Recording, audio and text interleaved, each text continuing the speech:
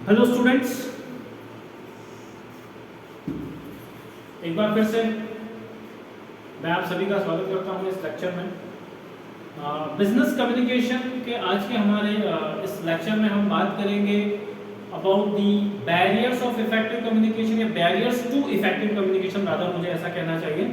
तो effective communication क्या होता है? कम्युनिकेशन को इफेक्टिव हम कब कहेंगे? इफेक्टिव कम्युनिकेशन वो है जहां पर जिस इंटेंशन से या जो मीनिंग पास ऑन करना चाहता है सेंडर, वो मीनिंग सेम इंटेंशन के साथ, सेम ग्रेविटी के साथ, सेम इंटेंसिटी के साथ जो रिसीवर है उस तक पहुंच जाए और वो सेम मीनिंग वहां से ड्रॉ कर ले या अंडरस्टैंड कर ले जो कि सेंडर उस तक पहुंचाना चाहता है।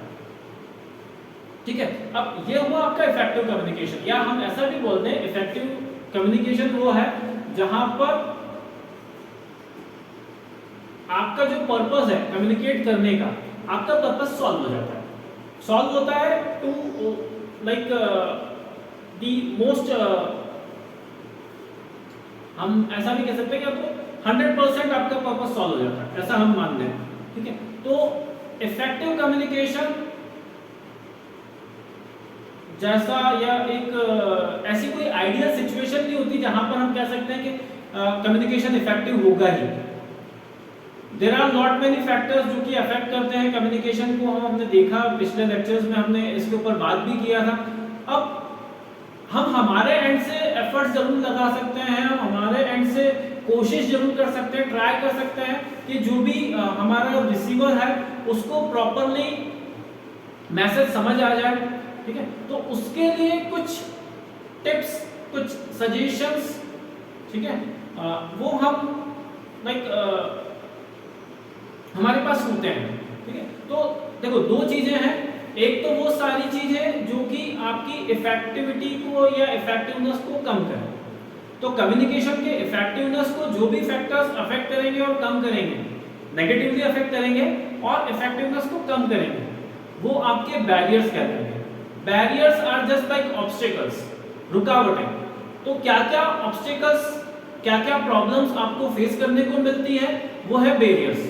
एक और जो हमारा टॉपिक है आज के डिस्कशन का वो है gateways, like how you can get rid of these barriers. इन बैरियर्स को कैसे हम ओवरकम कर सकते हैं। तो ओवरकमिंग बैरियर्स वो अबाउट गेटवेज, मतलब वहां पर we are talking about gateways. तो barriers to effective communication and gateways to effective communication या गेटवेज ऑफ इफेक्टिव कम्युनिकेशन, ये हमारा आज का डिस्कशन है, इस लेक्चर का हमारा डिस्कशन है। स्टार्ट करते हैं विद द बैरियर्स। तो जैसा मैंने कहा कि बैरियर्स वो सारे प्रॉब्लम्स या ऑब्स्टेकल्स जो कि आपके कम्युनिकेशन की प्रोसेस के अंदर, या हम ऐसा बोलते हैं जो आपका मैसेज का जो फ्लो है उस मैसेज के फ्लो को हिंडर करते हैं, या फिर आपके जो इंटेंडेड मीनिंग है उस इंटेंडेड मीनिंग की अंडरस्टैंडिंग को समहाउ या तो डिस्ट्रैक्ट करते हैं या समहाउ उसको कम करते हैं। तो ये सारे फैक्टर्स आपके बैरियर्स कहलाएंगे। यहाँ पर आप देखो हमने कुछ लिस्ट किया हुआ है। पहला है साइकोलॉजिकल बैरियर्स, फिर है physical barriers, perceptual barriers, cultural barrier, linguistic barrier and semantic barriers. These are the broad heads या ब्रॉड कैटेगरीज ऑफ बैरियर्स।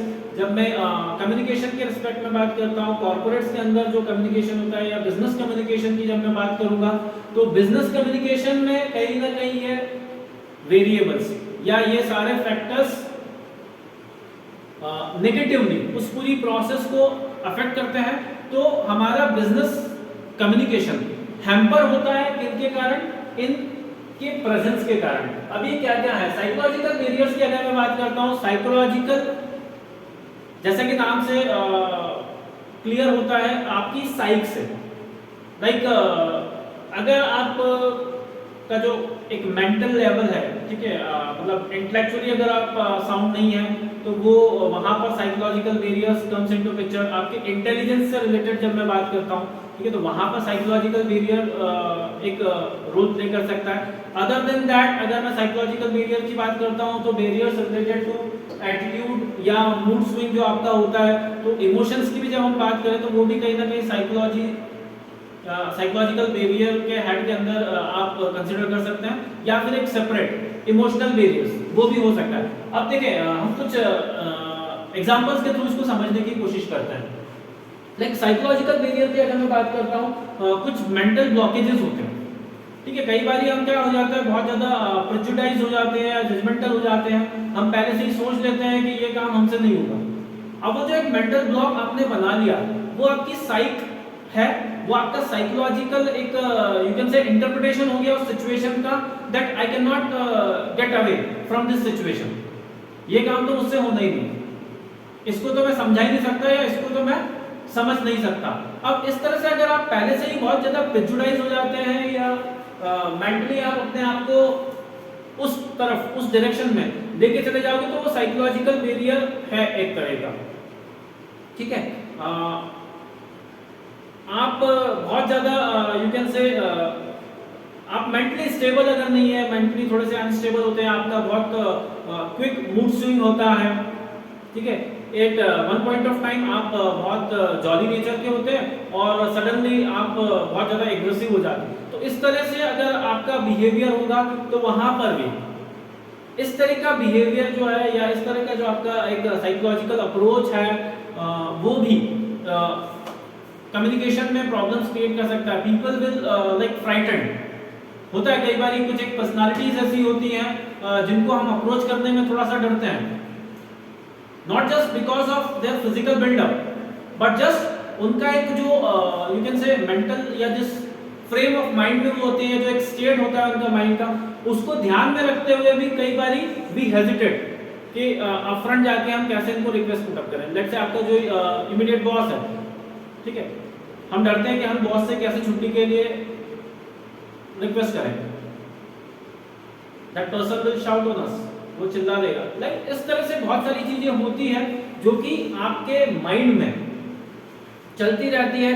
फिर अगर मैं बात करता हूं, if you are overloaded with information, अगर आपका मेमोरी इतना शार्प नहीं है, अगर आपका रिटेंशन कैपेसिटी जो है वो कम है, तो ये सारे जो है these are all related with your mind, या आपके ब्रेन के प्रोसेसेस से रिलेटेड, तो वो सब साइकोलॉजिकल बैरियर के अंदर हम उसको ले सकते हैं। एक और जो मैंने यहाँ पे ऐड लिखा हुआ है परसेप्शन, आप चाहो तो इसको भी ऐड कर सकते हो कि परसेप्शन की जब मैं बात करता हूँ, परसेप्शन अगेन किस तरह से आप इंटरप्रेट करते हो सिचुएशन को, क्या मीनिंग आप ड्रॉ करते हैं, ठीक है। तो किस तरह से आपके सेंसेस, जो भी आपके सेंसरी ऑर्गन्स हैं, आप उनको कैसे यूज में लेते हैं, या वहां से आपको क्या मैसेजेस उनके थ्रू मिलते हैं, आप कैसे इंटरप्रेट करते हो अलग अलग सिचुएशन को, ये जो आपके सेंसरी इनपुट्स हैं इनको, तो ये सब परसेप्शन के ऊपर डिपेंड करता है।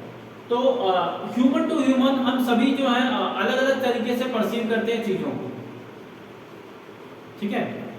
लाइक एक के लिए कोई पर्टिकुलर सिचुएशन एक चैलेंज हो सकता है, दूसरे के लिए वो एक अपॉर्चुनिटी हो सकती है। तो ये डिपेंड करता है कि आप किस तरह से उसको देखते हैं, किस तरह से आप उससे मीनिंग ड्रॉ करते हैं।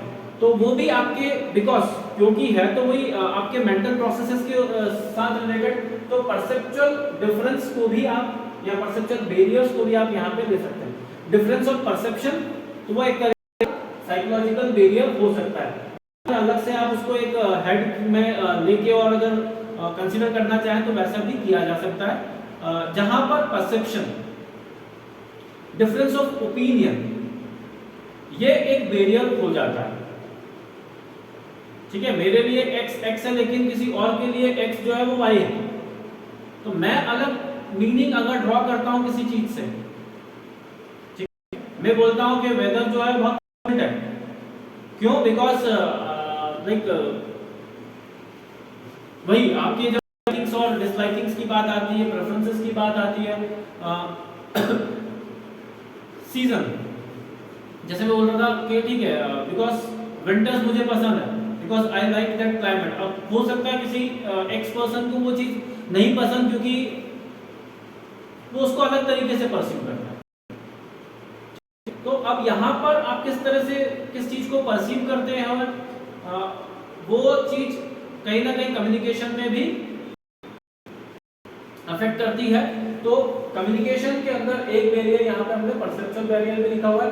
फिर अगर मैं बात करता हूँ फिजिकल बैरियर्स की, जो आपकी कंडीशंस हैं उसके चलते, तो आप यहाँ देखो टाइम, स्पेस, क्लाइमेट एक्सेट्रा, यहाँ पे नॉइज जो है आपके फिजिकल डिस्टर्बेंस जो कि नेचर के द्वारा हो रहा है, ठीक है। तो अब यहाँ पर टाइम की मैं बात करूं, लाइक कहते हैं ना कई बार हम बोलते हैं कि जनरेशन गैप होता है। अब वो जनरेशन गैप जो है वो एक साइकोलॉजिकल बैरियर भी है, एट द सेम टाइम वो परसेप्शन बैरियर भी हो सकता है। और यहाँ पे अगर मैं टाइम की बात करूं, कुछ टाइम पहले चीजें अलग होती थी, ट्रेंड्स अलग होते थे, like trends and other things they keeps on changing. तो एक तरह का कम्युनिकेशन या एक तरह का जो आपका मैसेज है वो एक सिचुएशन में काम कर सकता है, लेकिन on other point of time वो वेग हो सकता है, it might not have any sort of value, तो वो भी चीज हो सकती है। तो टाइम के हिसाब से मैसेज, मीडियम, ये सब चीजें चेंज होती है। दैट मीन्स अप्रोप्रिएट टाइमिंग अगर आपकी नहीं है, जिस समय पे मैसेज जाना चाहिए, अगर उस मैसेज उस समय पे नहीं पहुंच रहा है, डेडलाइंस जैसे होता है ना, हम जैसे वर्क के लिए बोलते हैं, वर्क को कंप्लीट करने के लिए डेडलाइंस होती है, वैसे ही मैसेजेस के एस्पेक्ट में भी डेडलाइंस होती है, ठीक है। एक नोटिस जो है आपको इशू कर दिया किसी एक एजेंसी ने, जैसे जो भी गवर्निंग एजेंसी है, गवर्निंग एजेंसी ने आपके अगेंस्ट कोई एक लीगल स्टेप लिया हुआ और उन्होंने आपको नोटिस भेज दिया, अब वो नोटिस आप तक टाइमली नहीं पहुंच पाया और आप एड्रेस नहीं कर पाए और आपके अगेंस्ट और ज्यादा सीवियर एक्शन ले लिया गया। अब वहां पर इवन तो आप उसको डिनाई कर सकते हैं कि हमें टाइमली इंफॉर्मेशन नहीं मिली कि इतना पेनल्टी मुझे पे करना है या whatever, but still since time वो एक फैक्टर है, उसमें उन्होंने डेडलाइन मेंशन किया होगा, by this and this time आपको जो है रिपोर्ट करना है या आपको ड्यूज सेटल आउट करने हैं या व्हाटएवर। तो टाइम भी अपने आप में एक बैरियर हो सकता है। बहुत अच्छा सा अगर मैं बात करूं टाइम के, जब मैं बैरियर को बात करता हूं, सी ग्लोबलाइजेशन का एरा है, ठीक है, 24/7 ऑर्गेनाइजेशंस काम करते हैं, ठीक है। जब आप एक ग्लोबल फ्रंट पे बात करते हैं, मान लेते हैं मैं एक एमएनसी हूँ, मल्टीनेशनल कंपनी हूँ, अब मैं अलग अलग ऑफिसेस अलग अलग कंट्रीज में, अलग अलग कॉन्टिनेंट्स में मेरे सिचुएटेड है, बेस्ड है, लेकिन वर्किंग आवर्स वेरी करेंगे। क्यों? आपका जो टाइम है, जो टाइम जोन बनाया है, टाइम जोन अलग अलग चलेगा। अब सेम टाइम जोन में मैं ऑपरेट नहीं कर सकता, मुझे लाइक अगर if I have to keep track on the activities, तो मुझे उन टाइम जोन्स के अकॉर्डिंग काम करना पड़ेगा। मेरा client, let's say if my client is based eight America, तो मुझे उसको उस टाइम पे रिस्पॉन्ड करना पड़ेगा, ना कि मेरे वर्किंग आवर्स के हिसाब से, ठीक है। तो टाइम वो एक बैरियर हो सकता है या रादर है, ठीक है। वैसे ही प्लेस, स्पेस, क्लाइमेट का तो ऑलरेडी मैंने आपको एग्जांपल दिया हुआ है, प्लेस भी एक एग्जांपल हो सकता है। प्लेस की अगर मैं बात करता हूँ तो कल्चर, एक हम यहाँ पे हमने हेड लिखा हुआ है कल्चरल बैरियर्स। हर एक जगह का अपना कुछ लाइक उसका एक हिस्ट्री होता है, उसका एक अपना कल्चर होता है, कुछ रिचुअल्स होते हैं। अब वो जो राइट्स रिचुअल्स होते हैं या वो जो कल्चर है उस पर्टिकुलर जगह का, वो भी बैरियर हो सकता है, ठीक है। लाइक कल्चर से जुड़ी हुई बहुत सारी चीजें हो सकती है और वो आपके कम्युनिकेशन में अफेक्ट करता है। एक कल्चर प्लस लैंग्वेज, इसको लेके एक बहुत फनी सा एग्जांपल मुझे ध्यान आता है, वो मैं आपके साथ शेयर करता हूँ। लाइक एक कंपनी, जब हम एडवर्टीजमेंट्स की बात करते हैं तो वहां पर जो आपके एडवर्टीजमेंट कैंपेन्स होते हैं उनके रिस्पेक्ट में एक एग्जांपल ये जरूर यूज किया जाता है। सी वन ऑफ दी कंपनी जो कि हेल्थ ड्रिंक बनाती थी, अब उस हेल्थ ड्रिंक कंपनी ने लाइक कल्चर को प्रॉपर्ली स्टडी नहीं किया और आप देखते हो लैंग्वेज जो होता है, जैसे जो आपके अरब कंट्रीज होती हैं या जो गल्फ कंट्रीज है, वहां पे हम बात करते हैं तो Urdu is the major language और वो कैसा चलता है, लाइक रिवर्स चलता है वो नॉर्मल इंग्लिश से, ठीक है। अब एक हेल्थ ड्रिंक कंपनी थी, उसने क्या करा, एक प्रिंट एड तैयार किया। प्रिंट एड में उसने क्या करा, एक प्री और पोस्ट जो आपका प्रोडक्ट है उसके प्री और पोस्ट सिनेरियोस उसने बताए थे, ठीक है। एक उन्होंने क्या कहा, एक फर्स्ट इमेज में एक बहुत डल सा डिहाइड्रेटेड से पर्सन को बताया जो कि पूरी तरह से डिहाइड्रेटेड था और लो ऑन एनर्जी था, और just on the other side of the product उन्होंने एक इमेज यूज किया जहां पर the same guy is fully charged up और वो पूरी तरह से एनर्जेटिक है, ठीक है। अब इसको उन्होंने प्रिंट फॉर्म में जस्ट एरो करके और जो भी है जिस तरह से एक प्रिंट फॉर्म में उन्होंने वो एड रिलीज कर दिया विदाउट लाइक हैविंग या without thinking of the repercussion या उसके जो कॉन्सिक्वेंसेस है उसको उन्होंने ध्यान नहीं दिया, या जो वहाँ का कल्चर है विदाउट स्टडिंग दी कल्चर वो उन्होंने जस्ट हैपेजेंट मैनर में जल्दबाजी में रिलीज तो कर दिया, बट क्या मैसेज वहाँ से गया? आप क्या बताना चाह रहे थे कि ये एक हेल्थ ड्रिंक है जो आपको क्या करता है, आपके एनर्जी या आपके अंदर एनर्जी लेके आता है, ठीक है, आप पूरी तरह से चार्ज अप हो जाते हैं। तो पहले उन्होंने डिहाइड्रेटेड बताया, फिर ड्रिंक पिया और ड्रिंक के बाद आप क्या कर रहे हैं, आप पूरी तरह से चार्ज अप हो गए। अब जब इसको रिवर्स फॉर्म में देखूंगा मैं, ठीक है, जिस तरह से उर्दू लिखी जाती है, तो अगर मैं इसको रिवर्स देखूं तो क्या मीनिंग निकलेगा कि ये प्रोडक्ट पीने से आप क्या हो जाएंगे, पूरी तरह से डिहाइड्रेटेड हो जाएंगे। And that was the biggest failure of that product, क्योंकि वो कैंपेन उस तरह से एक गलत मैसेज उसने वहां पे दे दिया था, या रादर हम ऐसा बोले कि एक गलत तरीके से उसको परसीव किया गया था, just because of language and culture. तो लैंग्वेज का एक बड़ा इम्पैक्ट होता है। जब मैं लैंग्वेज की बात करता हूं तो लैंग्वेज इवन जब मैं किसी एक लैंग्वेज की बात करूं जहां पर सेम वर्ड के मल्टीपल मीनिंग्स निकलते हो, तो लिंग्विस्टिक बैरियर्स वहां पर आ जाते हैं, ठीक है। टू एंड टू प्रोनाउंसिएशन दोनों का टू है, लेकिन TWO टू भी है, TO टू भी है, और TOO टू सब टू है, ठीक है। लेकिन जब मैं वर्ड्स को यूज करने की बात करूंगा, अगर मैंने टू की जगह पर टू यूज कर दिया, ठीक है, कुछ का कुछ मीनिंग वहां से निकल के आ सकता है। तो लिंग्विस्टिक बैरियर्स भी होते हैं, and then there are semantic barriers. Semantic barriers को हम कह सकते हैं सिंबॉलिक। मोर और लेस सिमेंटिक बैरियर्स जो होते हैं वो रिलेट करते हैं आपके जहां पर आप सिंबॉलिक रिप्रेजेंटेशन किसी चीज का देते हैं, या जैसे आप देखो सिमेंटिक बैरियर्स में हमने जो मेंशन किया हुआ है, एक है आपका बैड एक्सप्रेशन ऑफ मैसेज, अगर आप गलत तरीके से मैसेज एक्सप्रेस करते हैं, कुछ फॉल्टी ट्रांसलेशन अगर हो जाता है, जहां पे ट्रांसलेशन की बात आती है तो अगर कुछ फॉल्टी ट्रांसलेशन है तो वो भी एक सिमेंटिक बैरियर होगा। फिर कुछ टेक्निकल जार्गन्स अगर यूज किए गए हैं, कुछ टेक्निकल वर्ड्स यूज किए गए हैं, अगर कॉमन लैंग्वेज में बताई नहीं गई है तो भी इट में like lead to the misunderstandings, और वहां पर कम्युनिकेशन आपका इम्प्रॉपर हो सकता है। देन कॉनोटेशंस, अलग अलग मीनिंग्स निकल के आते हैं, जो मैंने भी बात कही, लाइक वैल्यू। अगर मैं इस एक वर्ड की बात करूं वैल्यू, वैल्यू मॉनेटरी टर्म्स में भी निकाला जाता है, ठीक है। अब वैल्यू एक तो मॉनेटरी टर्म्स में हम किसी चीज की वैल्यू बोलते हैं, वैल्यू वर्थ भी हो सकता है, वैल्यू प्राइस के साथ भी रिलेट किया जाता है, ठीक है। तो वही है कि किस सेंस में कौन सी चीज कही गई है या बताई गई है। तो अगर वर्ड्स उस तरीके हैं जहां पर उनके डिफरेंट कॉनोटेशंस मीनिंग्स निकलते हैं तो वो भी सिमेंटिक बैरियर की तरह ट्रीट किया जा सकता है। नाउ ओवरकमिंग दीज बैरियर्स, कैसे आप इन बैरियर्स को ओवरकम कर सकते हैं? तो these are the few you can say gateways जो कि आप अप्लाई कर सकते हैं। इसके अलावा भी और बहुत सारी चीजें होती हैं जिससे आप you can move towards effective communication, but broadly हम यहाँ पर इन 5 की बात करेंगे। पहला है इंटरपर्सनल ट्रस्ट। तो जितना ज्यादा ट्रस्ट आप, जितना ज्यादा फेथ आप, या जितनी ज्यादा अंडरस्टैंडिंग, एक ट्यूनिंग जितना अच्छा बैठेगा between the sender and receiver, उतना इफेक्टिव कम्युनिकेशन होने के चांसेस हैं।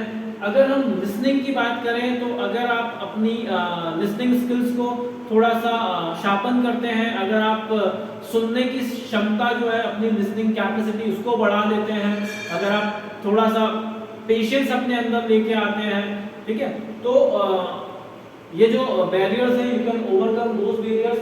फिर फीडबैक इज द की, हमने पहले भी बात किया था जब हमने प्रोसेस देखी थी कम्युनिकेशन की, तो वहां पर भी हमने देखा था कि फीडबैक एक मेजर रोल प्ले करता है। अनटिल अनलेस यू नो कि सामने वाले को क्या समझ में आया, तब तक आप उस कम्युनिकेशन को फर्दर और ज़्यादा आगे नहीं बढ़ा सकते, या उसके जो बेनिफिट्स आपको रीप ऑफ करने हैं वहाँ से, वो आप नहीं कर पाते। ठीक है। फिर नॉन वर्बल क्लूज, जब हम बॉडी लैंग्वेज की बात करते हैं, नॉन वर्बल कम्युनिकेशन की बात करते हैं, when it comes to like taking hints from the postures, gestures and all, तो वो नॉन वर्बल क्लूज की अवेयरनेस आपको होना जरूरी है। If someone is yawning at you, if someone is nodding, तो इसके क्या मतलब होते हैं, ठीक है ना। तो वो सब चीजें आपको पता होना चाहिए। लाइक ये जो किसी पर्सन के अनसेड वर्ड्स जो होते हैं, you must be able to catch them.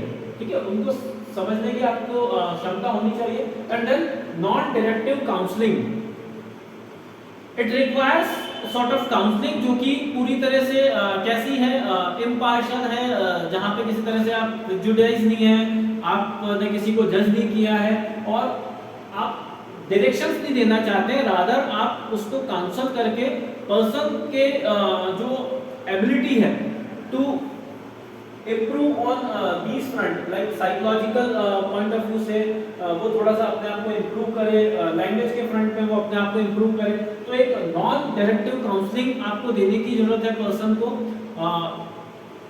Bye these means. अगर आप ये थोड़ी प्रैक्टिसेस, ये टैक्टिक्स आप अडॉप्ट करते हैं, तो आई एम श्योर कि टू सम एक्सटेंट आप अपने कम्युनिकेशन को और बेटर बना लेते हैं। So this is about barriers and gateways.